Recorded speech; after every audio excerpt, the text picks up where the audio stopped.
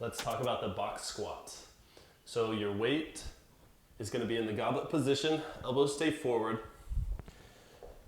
Get pretty close to whatever you're going to go down and sit to. So in this case, I'm going to go down to a bench.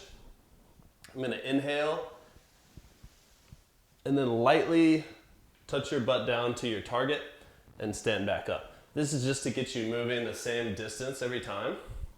You're not going to fully sit all the way down and relax on the bench. So you're going to lightly tap, stay tight, and then come back up.